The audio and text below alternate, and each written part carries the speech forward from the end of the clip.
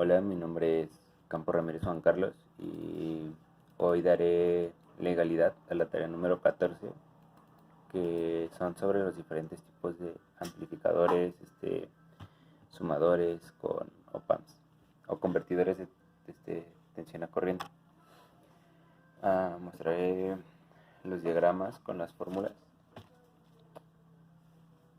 Ok, y aquí están los demás.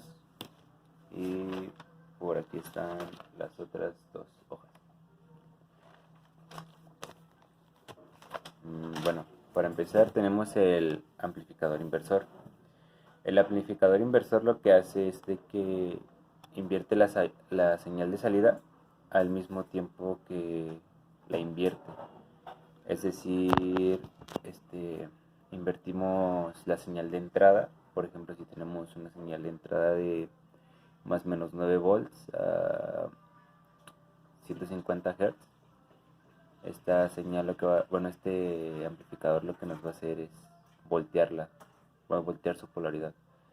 Entonces directamente vamos a tener una señal de más o menos 9 con un desfasamiento de 90 grados. En caso de que sea corriente continua, lo que va a hacer es de que va a entrar la corriente, por ejemplo, positiva en este caso, y dependiendo de la ganancia que nosotros hayamos puesto entre la resistencia de referencia y la resistencia 1, nos va a aumentar la tensión. Su fórmula es voltaje inicial menos voltaje terminal o voltaje de salida sobre R1 es igual al voltaje de salida menos el voltaje de salida sobre la resistencia de referencia. Despejándola tendríamos que el voltaje de salida es igual a la resistencia de referencia sobre la resistencia 1 multiplicado por el voltaje de entrada. En este caso sería el voltaje de entrada por la división del voltaje de referencia sobre la resistencia que entra en esta parte de aquí. Posteriormente tenemos el amplificador no inversor. ¿Qué es lo que hace este amplificador? Bueno, básicamente nos amplifica una señal de entrada dependiendo de cuánto queramos que sea la ganancia. Eso también se determina a través de una fórmula. En este caso el voltaje no nos va a salir inverso, entonces supongamos que tenemos una señal sinusoidal de más o menos 9 volts. Esta va a tener una ganancia dependiendo de lo que nosotros queramos hacer, pero no se va a invertir, como el mismo nombre lo dice.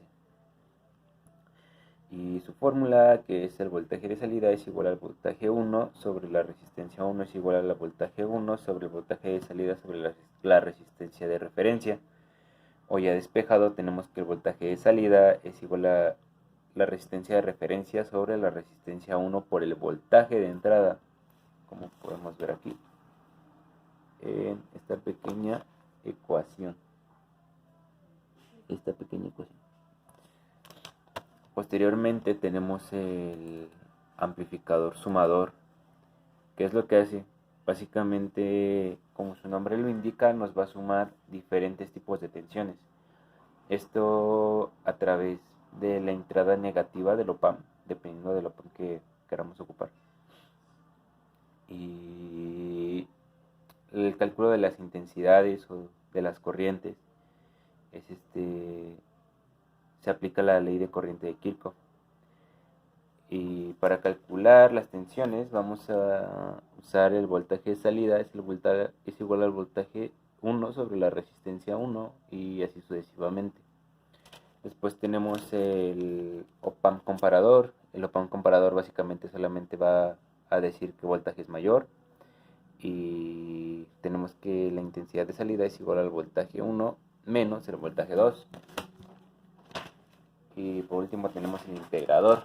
El integrador nos va a integrar una señal de un capacitor y una resistencia, como lo podemos ver aquí, con respecto al tiempo. Y por último tenemos el de resta, que lo que va a hacer es quitarle o restar un voltaje 2 a un voltaje 1.